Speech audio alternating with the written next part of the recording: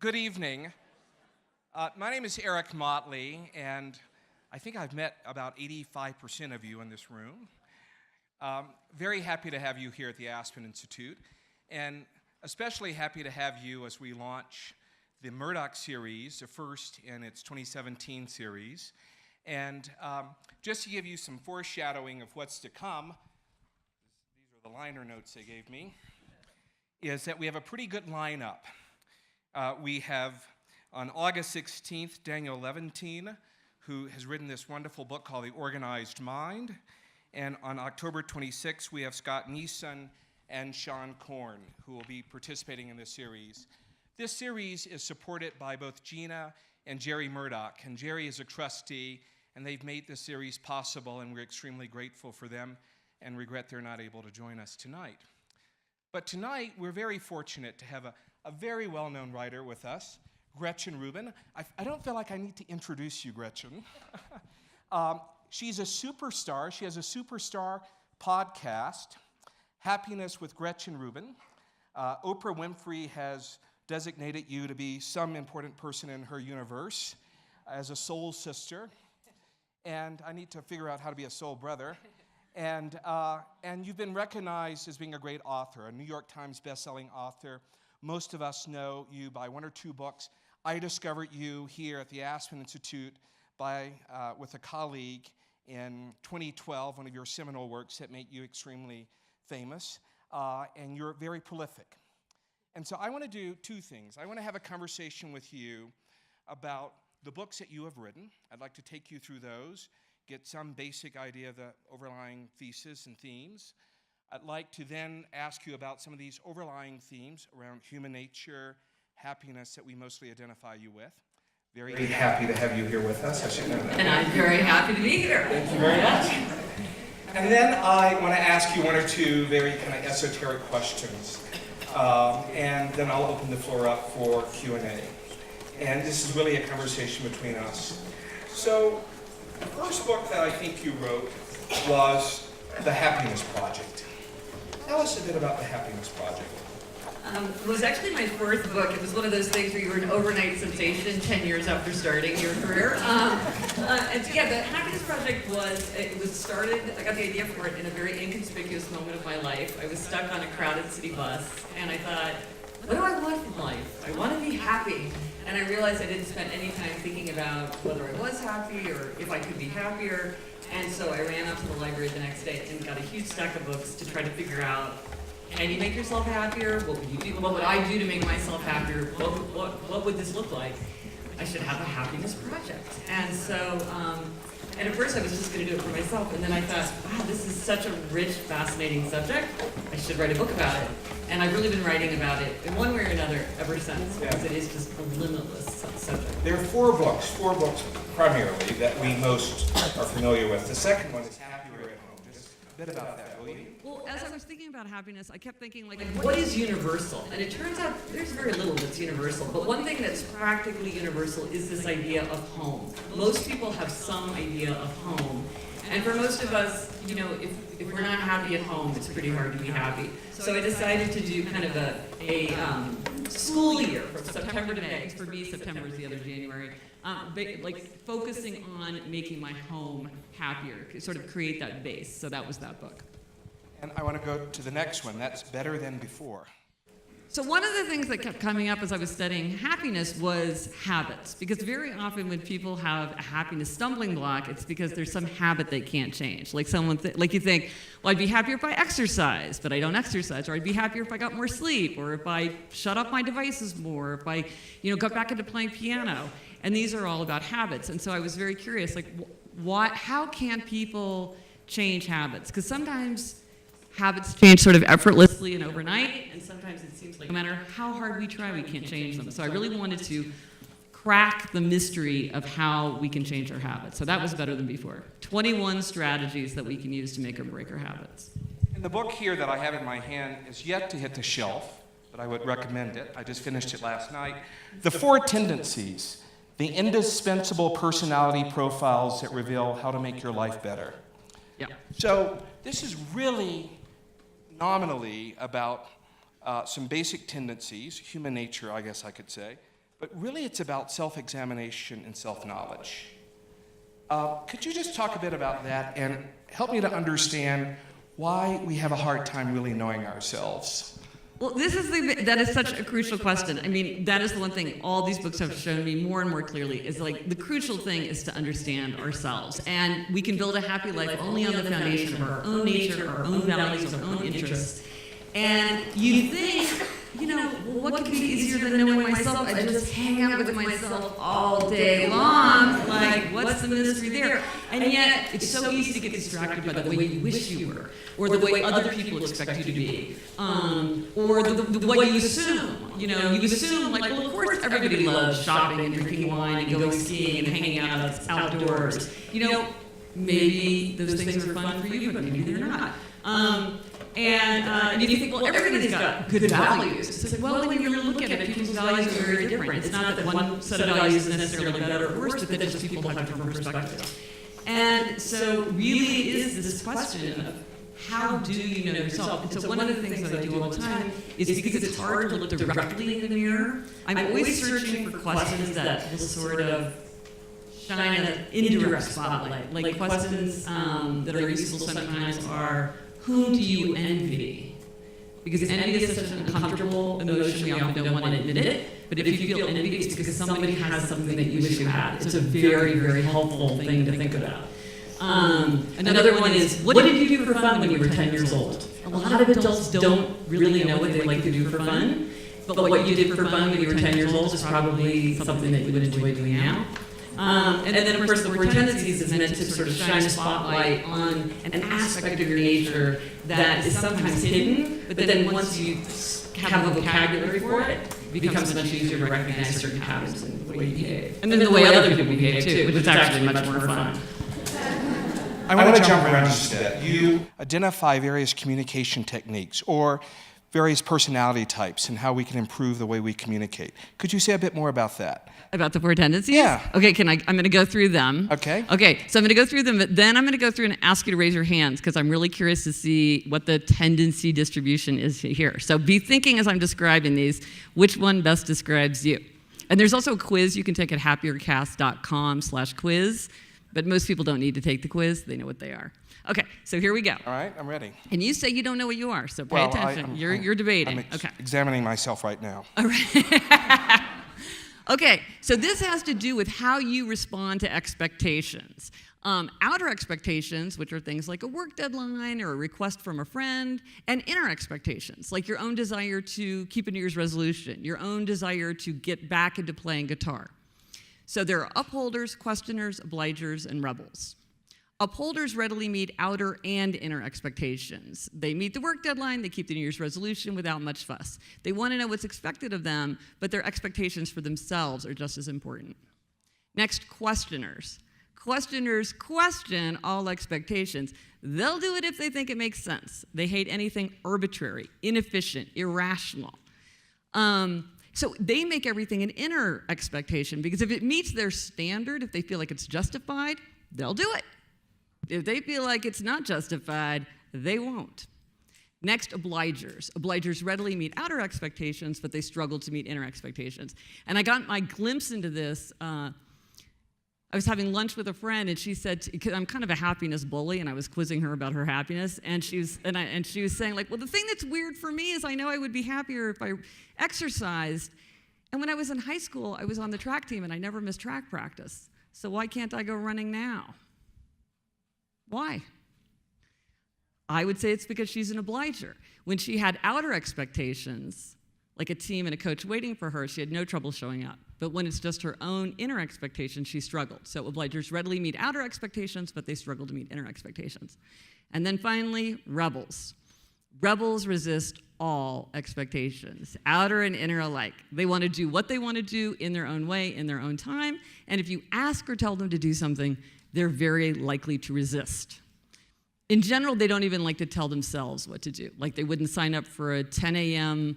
spin class because they're like, I don't know what I'm going to feel like doing on Saturday morning at 10 a.m. I'm not going to sign up. Okay, so that's upholder, questioner, obliger, rebel. So now I'm going to ask you to raise your hand. Raise your hand if you're an upholder. I'm raising my hand. That's my tendency. This is a lot of, okay, questioners. Raise your hand. Okay, questioner. I know most of them. Okay. Yeah. Next, obligers. Readily meet outer, struggle to meet inner. Okay. Next, rebels. Rebels resist outer and inner alike. So this is something interesting. Rebels almost always sit in the front or the back. What is up with that? So this is really interesting because this group is a little different from what I would usually expect to see. I've done a representative sample, and over when I ask people, obliger is the biggest tendency, that is the largest tendency, the one the greatest number of people fit into for both men and women. Right behind them is questioner. I would say we had an unusually high number of upholders. Upholder, the smallest tendency is the rebel tendency.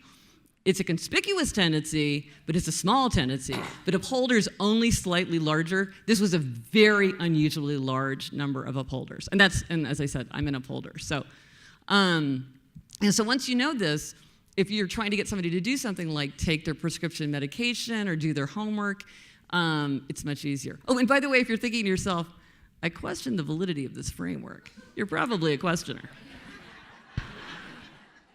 I hear from them a lot. So that is somewhat in the abstraction. How do I make that applicable to the way I interact with my colleagues? Right. Or my children, or my mother? Right. So say, yes. Well, so once you know your own, the way that it causes problems is that it's very hard not to assume that other people are going to respond the way you would respond. So say in the workplace, I'm an upholder. Upholders readily meet outer and inner expectations. So it turns out that this causes a lot of problem for people who work for upholder bosses.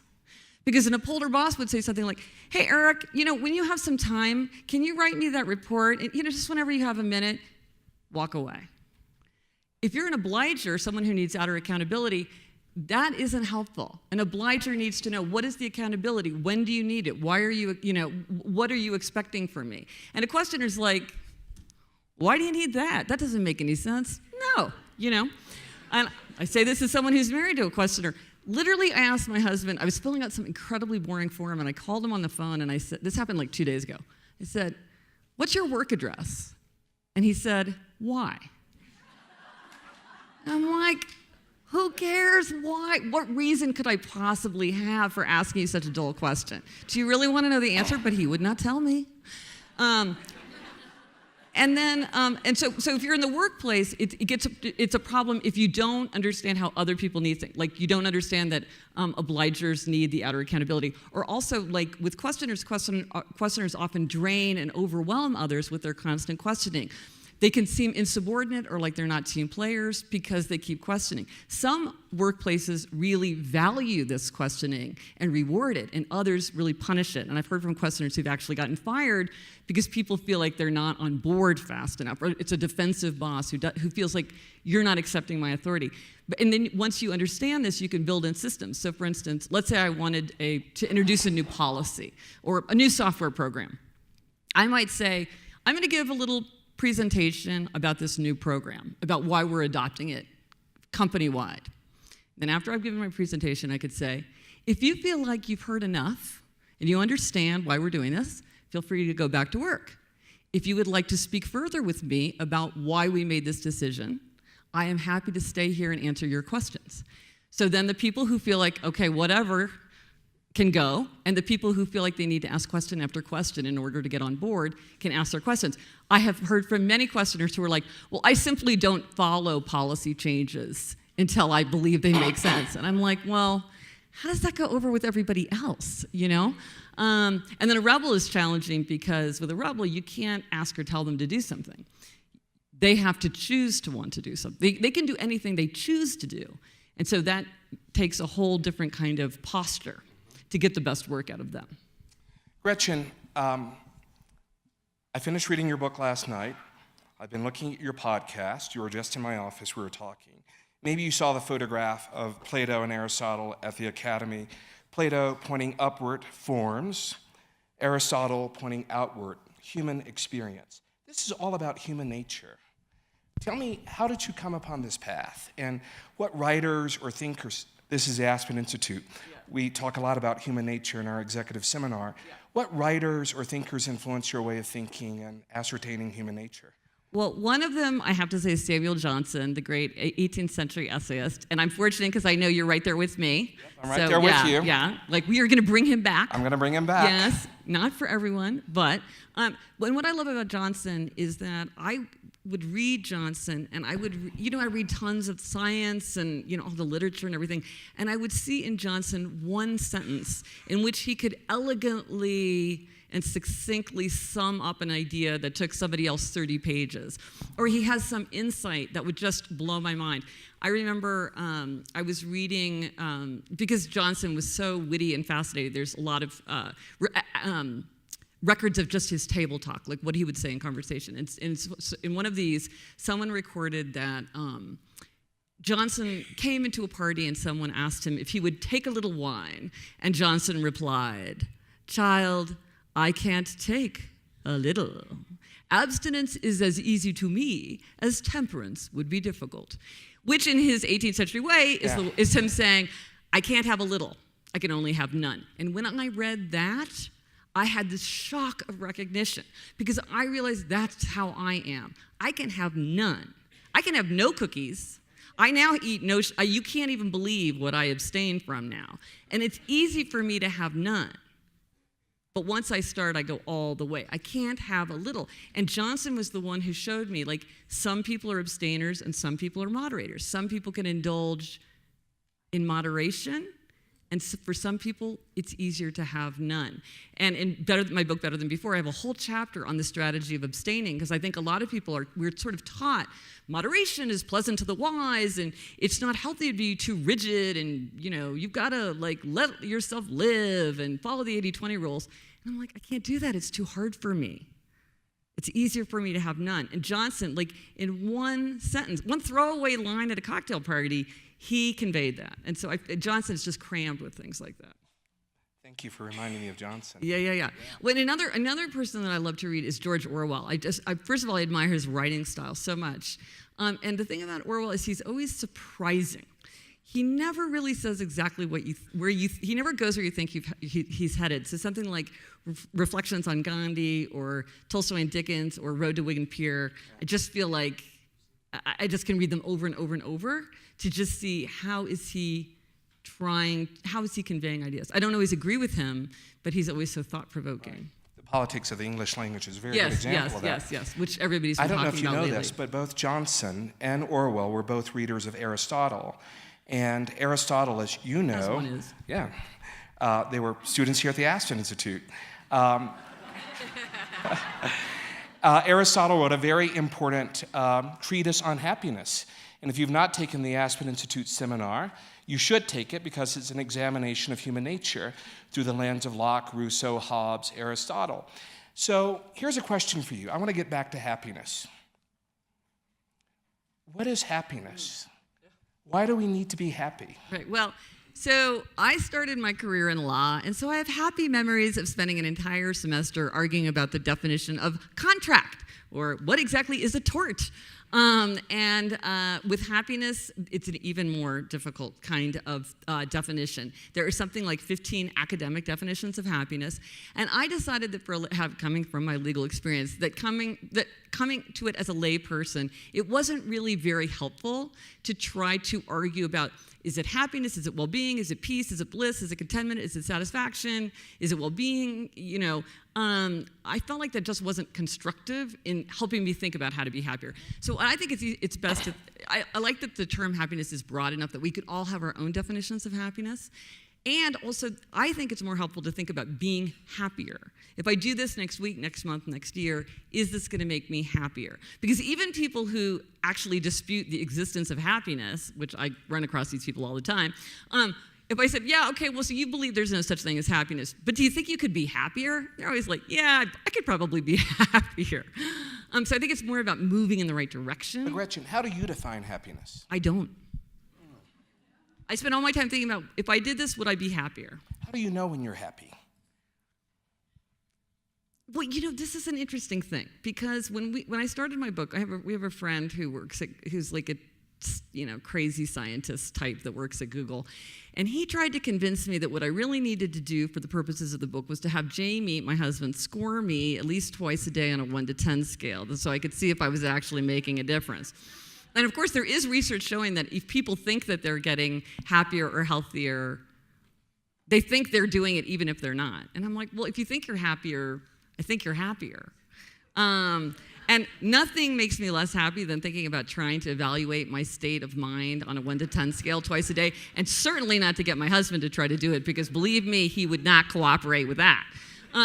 So I don't think that it's that important I think we have a good general sense, but another thing that's confusing about happiness, and again, I could say this because I'm not a scientist, happiness doesn't always make us feel happy. That sometimes we do things because they are a reflection of our values, even if it makes us feel less happy in the present. For instance, if you read the happiness literature, you will see this comment made over and over and over again. Research shows that one of the most consistent ways that people bring themselves down is through a tough commute. People do not adapt to bad commutes. They will bum you out every single time. And so the advice is, live closer to work. But why do most people have a long, bad commute?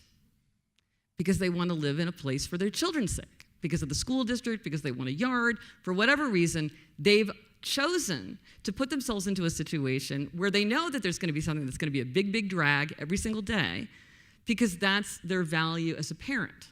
And so sometimes we do things that don't make us happy, or, compare the experience of someone who's working as a receptionist at a doctor's office and someone who's head of an emergency room in a busy hospital. Day to day, one person's life would probably score much happier, but do they both have equally happy lives? I think we would say they could very well have equally happy lives, even if their day-to-day experiences are very different if you were going to chart it out on like a graph. Now, I don't want to sound like Scrooge here. Oh, go for it. Yes, please. Thank you for inviting me. Here's a good counterpoint. Are we too romanticized with happiness? Every kid gets a medal. Everyone has to be happy. You have to make every person who works for you happy. What are the defects of an overemphasis on happiness in society? Or is there one? Well, I mean, I take your points and your examples, but in my observation, most people, and I would certainly include myself among these folks until I started down this path, was that I didn't think enough about happiness. I was so preoccupied with my daily routines and my minor grudges and my petty annoyances and just sort of getting through that I didn't take time to step back and think, well, how could I be happier? What are the elements of a happy life? What's the low-hanging fruit? What could I do just as part of my ordinary day to be happier? So I think for most people, it's not that they think about it too much, but that they don't think about it enough. But I think you raise a really important point, which is, the fact is, negative emotions have an incredibly important role to play in life. And when we feel, there are certain times in our lives where it wouldn't be appropriate to feel happy. Obviously, we're going to feel unhappy in certain situations. That's part of a good life. A good life would not be a life where you're at a 10 24/7. Like, that wouldn't be a good life. I don't think anybody thinks so.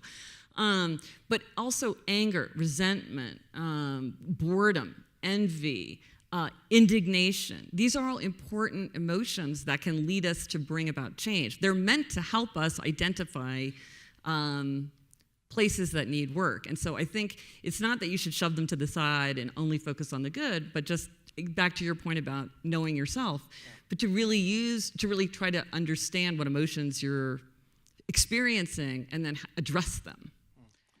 You write a lot about habits. Could you say a bit about how habits help us to understand and inform a sense of happiness? Well, so research shows that about 40% of everyday life is shaped by habits. So if we have habits that work for us, we're much more likely to be happier, healthier, more productive, and more creative. So habits have a role to play. And the thing that's great about habits is that you put a behavior on automatic pilot. So you don't have to use your willpower. You don't have to use self-control. It just runs on automatic. And so you don't have that wear and tear that comes from, whether it's the gym or something else, but we've all had that experience where like you start off the day, I should go to the gym. I'm going to go to the gym at 10. It's going to be more convenient to go to the gym at lunch. No, I'm going to have more energy later in the day. No, I'm going to go after work. You can spend your whole day debating with yourself. You're exhausted at the end of it, and you haven't even gone to the gym. So with a habit, you just do it. I get up at 6 a.m. every day. I don't debate it. I don't hit the snooze alarm. It's no question. I don't eat dessert. I never eat dessert. Is it my birthday? Do I eat dessert? No, I don't. It's Christmas. Am I having dessert? No, I don't, because I just don't. And it's easy because it's just a habit. It goes on automatic pilot. And so I think for a lot of behaviors that we want, when we put them on automatic pilot, we just save ourselves so much wear and tear. Just like putting on your seatbelt. You don't have to think about it. It just happens. It's much easier. I want to be very careful about going too far down this Aristotelian road. I'm looking at Elaine Pagels, who's a great religious scholar and philosopher. Oh my gosh, I'm definitely not talking about Aristotle if Elaine Pagels is in the audience. I'm just saying that She's right now. She's making marks on all of my Aristotelian insights this is like here. Marshall McLuhan popping out from the movie line. But Aristotle, I want to go back to him just for 1 second. Aristotle would say, you would not know that you are happy, that you've lived a good and happy life until you're taking your last breath. That is this continuous pursuit. And when you think about this continuous pursuit, I guess you're thinking about sunbeams all along the way, kind of points of affirmation. How do you create a philosophy around that? Am I making sense? How do you know that the life has been a happy life and a fulfilled life? You personally, as you go through the daily exercises. I'm kind of in the Ben Franklin category of happiness. I'm much more like concrete, practical, what are we going to do right now? I don't spend a lot of time reflecting on things like looking back on my life. I guess I still feel like I'm in the rush hour of life. So I'm really more about like, what would I do right now? But with some self-examination. Yeah, constant self-examination, Yeah. yes. But not kind of reflecting on what it all meant, I guess. Maybe I should. This is good. This is my next book. Looking back. Yeah. I wouldn't recommend that. I'm going to open the floor for questions, but before I do, I want to take a different detour. You spent we just had on campus last week, Supreme Court Justice Elena Kagan, and she delivered the first Aspen Institute Sandra Day O'Connor lecture. Yes, that's so exciting, yes. And Sandra Day O'Connor, I live in Washington, D.C., taught me how to fly fish about 15 years ago in Aspen. She must have been so excited to do that. And she was awfully pragmatic and a real ranching woman who said to me, Eric, you have seen a river run through it one too many times. I would recommend that you retire from fly fishing. You clerked for her. Yes. So I'm interested in how you left this life of law to this life of writing and pursuing these kind of very wonderful ideas. And then I'd love you to tell us the Sandra Day O'Connor story. Sandra Day O'Connor she was such an extraordinary person. And it's funny because people often ask me, like, were you worried about telling Justice O'Connor that you were leaving law? Or, did you think she would disapprove? And while I think Justice O'Connor gets special joy out of any clerk of hers who goes into the judiciary because she feels like so much she's put so much effort into kind of the rule of law and the role of the judiciary around the world. She would never, I'm not even the most kind of surprising thing. There's somebody who's a professional opera singer who was once her clerk. So he's got me beat in terms of leaving the law. So she was very supportive when I did it. And it was actually when I was clerking for her that I realized that I wanted to be a writer. I looked up at the Capitol Dome against the blue sky, and I thought, what am I interested in that everybody else in the world is interested in? And I thought, well, power, money, fame, sex. And it hit me like a lightning bolt. Power, Money, Fame, Sex. That was my first book. I started working on it right then. And the funny thing is that if you're a justice of the Supreme Court, you get to check out books in the Library of Congress. You don't have to look at them in the library like everybody else. You can actually take them home. So I would run these searches under Justice O'Connor's name and check out these books. One of the books I remember, which Gretchen at home reading the Magna Carta. No, right. Well, no. Actually, I wish I could say that. One of the books that I got, and I loved it so much I bought my own copy, it was a book called Deep in the Heart of Texas, the true story of 3 sisters who were all Dallas Cowboy cheerleaders, which is an extraordinary meditation on the nature of fame, the transformative nature of fame. What the librarians at the Library of Congress thought about the fact that Justice O'Connor was asking for these books, I have no idea. They never said a word to her. But one of the things that I really learned from I learned many things from Justice O'Connor, but one of them I think that's most relevant to and it was interesting because I was talking to her on the phone once, and I said, well, Justice, what do you think makes for a happy life? And instantly she responded, like no thought at all. She said, work worth doing. And the more I reflected on that, the more I realized what a thought-provoking answer that was. Because there are many kinds of work worth doing, But it's this idea of there's being meaning to it. So that was, and in true Justice O'Connor fashion, it was 3 words, right? She's not going to waste any verbiage. But I do remember she took us fishing because every year she would take her clerks out. She had all kinds of funny traditions. She made all the female clerks do aerobics with her, which I did. She made us do. I did not know about this tradition until I got there. She insisted that her clerks do a Halloween display using pumpkins for the chambers, and it was one of the big anniversaries of the women's suffrage amendment. So we did these little women suffragette pumpkins. All the clerks came and looked at them. And I remember she took us on her outing. We would go on a yearly outing, and let's just say that all the guides felt much more relaxed after Justice O'Connor caught her first fish. We had a lot more fun after that. But she's so practical and yet also so joyful. She was a really interesting combination in that way. Give me that quote again. Work worth doing. And do you know, Gretchen, that there are studies, I think the New England Journal of Medicine 2-3 years ago published a major article on the number of people who are discontented in their work. There are so many people professionally that are unfulfilled, that go to work every day, they're unhappy, they're unfulfilled, the work environment is not fulfilling or ennobling. A very important thought, to open the floor to questions.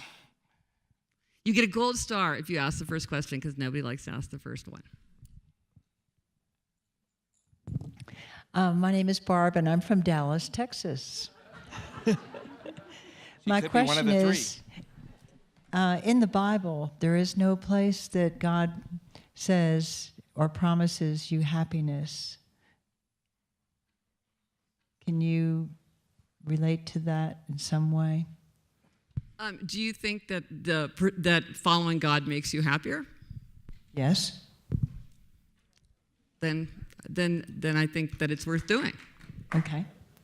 I'm not a theologian, but there are the Beatitudes, and in the Beatitudes, it says, happy, da-da-da-da-da. Happy are those who love their neighbor. Happy are those who are charitable. Something like that, right, Elaine? Okay. Right. Yes, sir.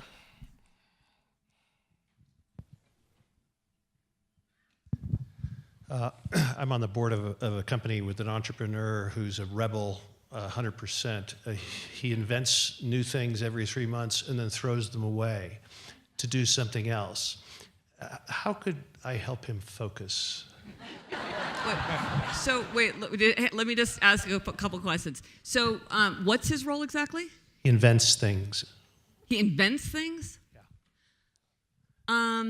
Okay, so... Technology. So he invents things, but then sort of doesn't carry them through. Correct, yeah. Okay, so 2 things work with rebels. So one is identity. They want to put themselves out in the world. They want to be authentic.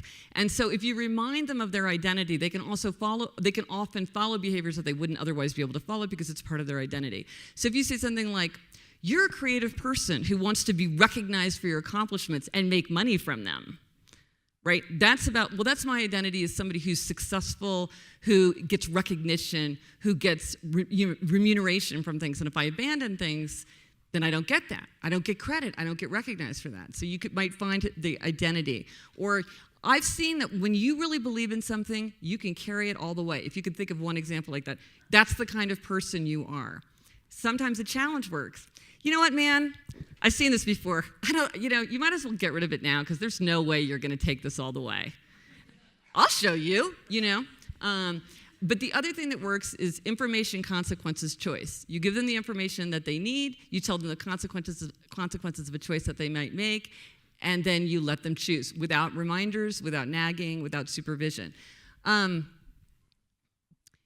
If you make this invention and abandon it after 3 months, nothing will happen with it. It'll be forgotten. No one will care. No one will give you credit for it. It'll just languish in a drawer. It's a big waste of your time. If you can do X, Y, Z, then what are the consequences that could follow from that? Over to you, man. Because they could do anything they choose to do. Rebels, enormously powerful tendency, if it's what they want. Yes, sir.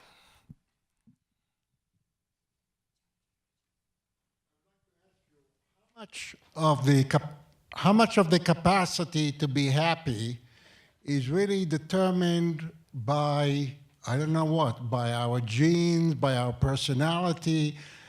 Is it really subject to picking up some formulas and some ideas? And to what extent is it... Are you a questioner?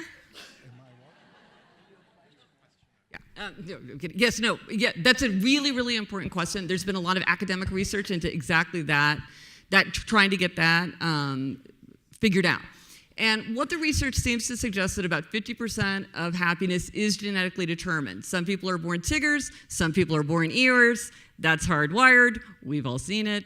Then something like 10 to 20% are things called life circumstances, health, education, income, occupation, marital status, things like that. Then all the rest is very much a product of our voluntary thoughts and actions.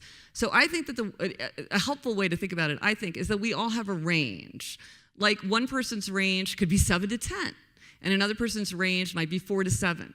But there are things that all of us can do within our conscious thoughts and actions that can push ourselves up to the top of our range or press ourselves down to the bottom of the range. And a good example that we've all seen in everyday life is a job. Like if you know somebody or if you have ever had an experience where you just hated a job, you know how that affected your happiness. And then if you switch to a job that you love, you're much happier. Now, your genetics haven't changed. Your life circumstances probably have only marginally changed, maybe not changed much at all, and yet there has been a significant change. Can you fundamentally change your nature? No. But can you affect it? Can you affect your daily experience? I think you can. Right here, yes. Do we need the mic? Hey. Very loud voice. You're right in the...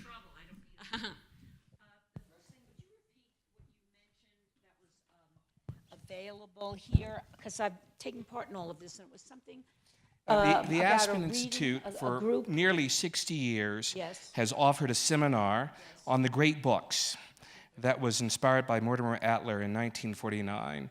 And it's an examination of the classical ideas of Western civilization that look at human nature. During the summer? All the year. I'll find you afterwards and sign you up. Great. Next thing that I find makes people much happier, and that's why we're congregated here.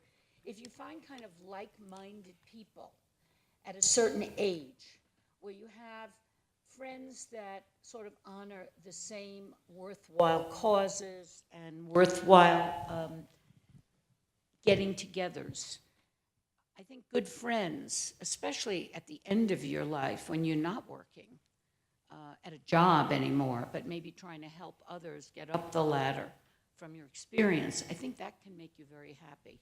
Well, in fact, if you were going to say what is the key to happiness, if you're really going to identify one thing, I think there's a couple different ways you could answer that question, one being self-knowledge. But another one is to say ancient philosophers and contemporary scientists would say it's relationships. People need relationships. They need enduring, intimate bonds. They need to feel like they belong. They need to feel like they can confide. They need to be able to get support. And as you indicated, just as important for happiness, you need to be able to give support to other people. That's a very important source of happiness. So anything that broadens your relationships or deepens your relationships is likely something that's going to make you happier. And so I think you're exactly right. Anyone who's sort of thinking about, well, what could I do to be happier? Looking to relationships of all different kinds in your life is really an important place to start. When they look at like who's happier and who's less happy, one of the things that they see over and over is that it's just relationships in their lives. Right here, sir. Thank you. Hello, thank you for speaking with us. Do you have a working definition of desire, and how does it influence resisting or meeting expectations, and how does it influence overall, like becoming, as you say, happier? I guess I'm just not that into definitions. It was sort of burned out of me in law school. I don't think about definitions that much. That's one of the luxuries of not being a scientist. So I don't really have a definition for desire. I talk about aims a lot. What is your aim? Because an aim seems like something that you're working, that you're aiming at. Desire is a word that's very loaded. Motivation is a word that's very loaded. So I really think about it in terms of aims. Can I suggest that you speak here just to this idea of what works for you? Yes.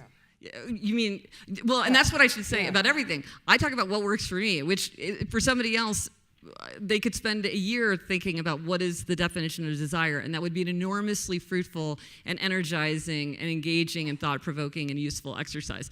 So I think... You're not Steve Jobs, so don't try to be Steve Jobs. Yeah, I mean, if I had to say one thing, it's that we all have to do it in the way that's right for us. And vocabulary is very important. I used to dismiss the importance of vocabulary, and now I realize it's tremendously important. Like, clearly because of your question, the word desire has special meaning for you, which it doesn't have for me. So I don't do it, but it would be very helpful for you. A lot of people talk about like a journey. The metaphor of the journey is one that does not resonate with me. But when I wrote The Happiness Project, a lot of people said to me, why would, you've got to change that title. No one is going to buy a book like that. It sounds like homework. But I'm like, I love the idea of a project. To me, that like caught my imagination. So I think it is really useful. What works for you, what resonates with you, what catches your attention and your imagination, because there isn't just like this one-size-fits-all. There is no magic one-size-fits-all solution. We each have to figure out the way that's right for us.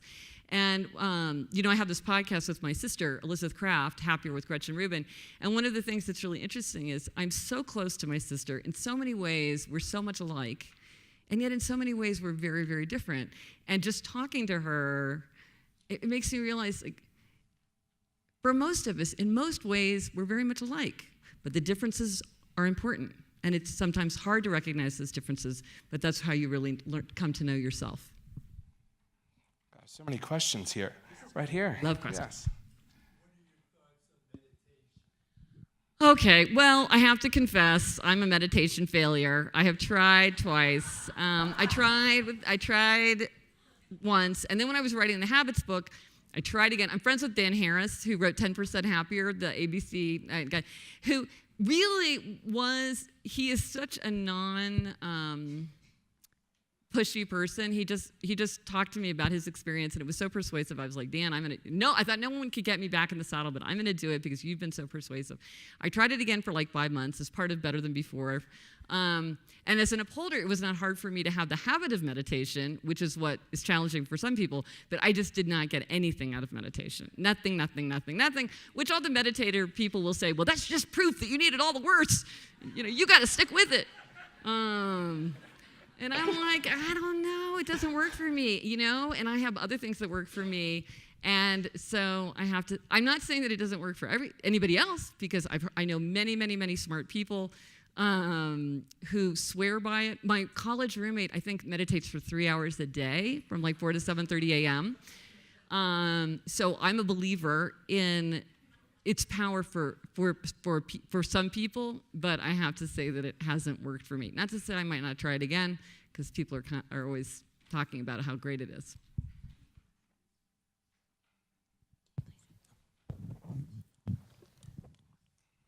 How does your happiness project or work compare to the law of attraction?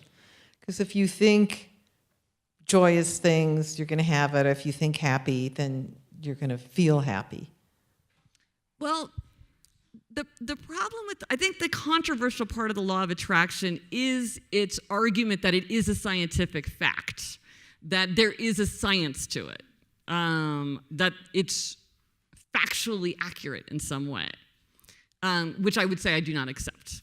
I do not think it is a law of the universe like gravity. Is it useful to think about what you want and to try to fill your thoughts with your aims and how you wish your life were? There's benefits that can come from that. So it's not something that I've spent much time sort of going through the arguments of it. I know many people find it a very helpful way. And then I know some people find it kind of difficult to, then when something bad happens to somebody, there can be a feeling that, did you somehow bring it on yourself? And so it's controversial in that sense. Don't you think if you start your day with an attitude of gratitude and think about it, that it can kind of set your day to be happier? Well, you're so right to point to gratitude, because gratitude it's an emotion that it drives out anger and resentment. It makes you feel, it can change your perspective on your ordinary life. And it's very easy to forget to feel grateful for the things that are kind of the most important. I mean, there's nothing like the elevator going out for you to realize, like, oh my gosh, how happy I will be when the elevator starts working again. I say this as somebody who lives in an apartment building. So gratitude is enormously helpful, useful. And now I will think, one of the things I did try with my happiness project is this, write 3 things you're grateful for each day. And I have to say, this made me crazy. I did not like that. It made me the opposite of grateful. I've heard from many people who thought it worked really well. I later read research that suggested that every day is maybe not optimal and that you should do it like fewer times per week to get the best gratitude from it. So I think it's like anything, find the way that works for you. Certainly, one of the things that worked for me for gratitude is because I live in an apartment building, we sort of go through 2 doors to get in and out. We don't have a doorman. And so you walk through these 2 locked doors. So I use that as a time to kind of think like, oh, how happy I am to be going out into New York City, la, la, la. And then how happy I am to be coming home. Yay, I'm home. So I use that as sort of a gratitude prompt. But you might do it when you're waking up in the morning or in your shower before you eat a meal. I've heard of people who have gratitude prompts on their screensavers or their passwords. Like somebody said she wrote tennis because she's like, I love tennis. And so it made her happy just to like type in tennis every time. So I think once you think of how can you remind yourself to feel grateful, it's so easy to forget. You take your health for granted. I mean, it's such a cliche, but it is so true. With children, I have a fishbowl, and when they come into the classroom, they have to write what they're grateful for, and then everybody reads it. And I do it with my grandchildren, and it kind of sets the tone. Yes, in a nice way. Thank you. It's a very, very important thing to remember. We have a question here on the front, and then we'll come to you. More of a statement. Thank you very much. I really find this topic very fascinating. I'm very interested in it, and I try to employ these principles daily about gratitude. And sometimes people have some profound issues that can make it very difficult, but you do try to think of things you should be grateful for, happy, think about good things in your life. But sometimes there are certain barriers, and one could be the lack of hearing. And this could also make a person very despondent. A person might be very tempted to withdraw from life if you cannot be engaged as a participant, with other people. And I hate to make this confession in front of so many people, because when I started to lose my hearing, it happened one day. I tried to pass, pretend that I would hear people, smile or nod, but I'm at the point that I cannot do that anymore. So I came here with the expectations of getting a lot of knowledge, but I have to say that when a person speaks very fast or slurs. Not that you're a very good speaker, but my hearing has deteriorated to such a point that I have to tell people the truth. Because if I don't, there could be many misunderstandings. And I know it's a little late to tell you this, but it's not only for me, but there are many people who have hidden defects or disabilities and no one really knows. So it would really be good if these things could be addressed to try to include everybody. And I think closed captions would help. I don't know whether you're equipped to do it, but I know I would have gotten a lot more out of this. But I know you're acclaimed, and I did read about you, and that helped me, understand more of what the topic was about. But I try to do all these things. Exercise has helped me a lot because all these endorphins, start to charge you up. And I really believe, and my late dad told me, don't give up, try again. So don't give up and don't give in. So that's what I'm going to try to do, even though I did feel left out tonight. Thank you so much. Thank you so much. I hope that you How don't very mind kind what of I you. told Thank you. And we will do a better job at reaching everyone. Thank you very much. I thought I should say it because I want everyone to benefit. I really care Yes. a lot about other people, Thank even you. those I never met. Thank you. I want those people to be. Thank you. Thank you very much. We have a question Thank just you very here. much. Did you come across any habits that would help an obliger lower their need for accountability? So, why do you think an obliger needs to lower their need for accountability? Just to become more self-dependent? See, that's so interesting. And I worry about this with obligers because they do seem to want to not rely on accountability. Embrace accountability. I think it's fine that obligers need accountability. It's a big group of people. They do so much better when they have accountability. It's easy to plug in accountability. From what I've seen, obligers don't really do well without external accountability. But there's so many ways to do it. Even thinking about like your future self, that's a form of accountability that we're thinking of your duty to be a role model, making a swap with somebody. I heard about a hilarious thing where this guy was supposed to do rehab exercises and he wasn't doing them. So he said to his son, the doctor gave me my homework. If I don't do my homework, you don't have to do your homework. So the little kid was like, Daddy, take a night off from your rehab, because he wanted a night off. So there's all different ways to have accountability, but I really think that I feel bad when obligers don't want to embrace outer accountability because I do feel like that's the fastest, easiest way for them to get where they want to go. And I don't think that there's anything wrong with it. I don't think that there's anything. I don't think it's a limit. It's just a situation to be thought through. So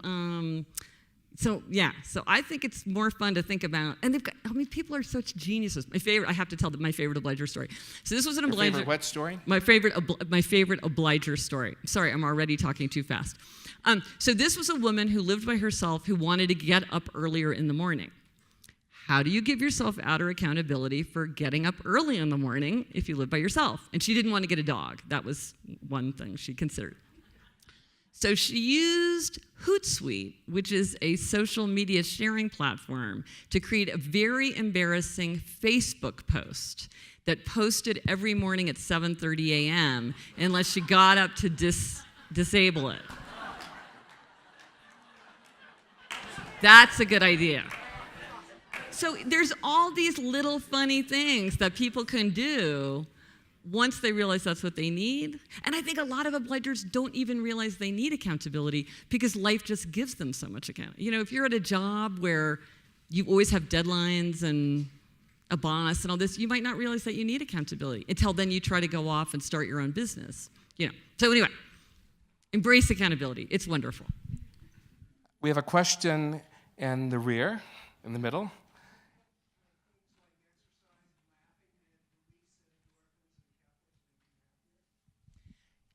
One of the things that, I don't really study things like endorphins because that's like a scientific thing that I don't really have access to or any special expertise in.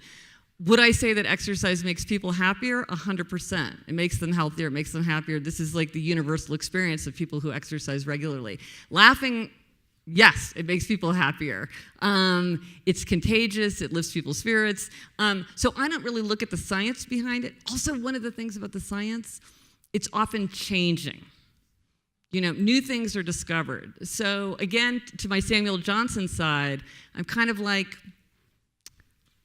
laughing, I'm going to go out on a limb and say that laughing makes people happier, even without having done a study at Stanford with people eating marshmallows. So yes, I think that those are things that definitely make people happier, but I don't get into like neurobiology or hormonal changes or chemicals or anything like that, which are beyond my expertise. Yes, sir, right here. You're really making the mic We folks are. worry. They're getting their Here work. They're comes- getting their exercise. They're going to feel great. I'm a retired physician, and I actually love my career, especially the interaction I had with patients and listening to them. And when patients would leave my office, they actually were happy. So my question to you is happiness contagious? It is, and it's called emotional contagion because people literally infect each other with emotions, and we do this in a flash. You will pick up an emotion from somebody on the phone. You can pick up an emotion from looking at a photograph of somebody who's showing strong emotion, and this is something we're constantly passing emotional states back and forth. So one of the best ways to make yourself happy is to make other people happy. I think we all recognize that. One of the best ways to make other people happy is to be happy yourself. Happy people help make people happier.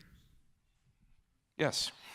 What if someone has a happy habit that is unhealthy or destructive? So, Or makes other people unhappy, right? so Yeah. I think when you're thinking about a happy life, I think the way to think about it is not something that gives you a momentary pleasure, but something that's going to build your happiness over the long term.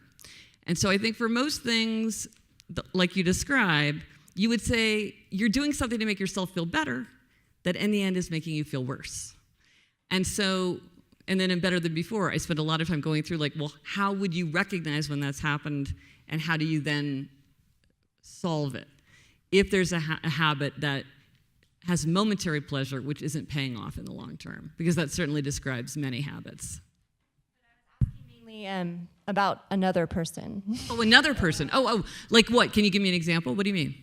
Anything destructive or unhealthy. I don't know. You could take anything, iPhone, eating, alcohol, whatever it might be that you can observe that the consequence is not happiness. In the other person. Well, one of the sad truths about happiness is that the only person we can change is ourselves. And it's often very tempting to think, well, I would be happier if XYZ person did this, or this person would be happier if they did this. But we can't change them. Now, it is true that if I change, a relationship changes. If I change, the atmosphere of my household changes. And often what you see with habits is that if one person makes a positive change, sometimes, not always, but sometimes it will have a positive change on others. And they've done a lot of research showing that like if one person in a couple quits drinking, the other person drinks less. Or if one person regularly goes to the doctor, the other person's more likely to regularly go to the doctor. Or if one person develops diabetes, the other person's more likely to develop diabetes. So we definitely can influence other people with with the way we behave ourselves. I noticed this in my household. I have started going to bed earlier, and once one person starts getting ready for bed, your household starts to move towards bedtime.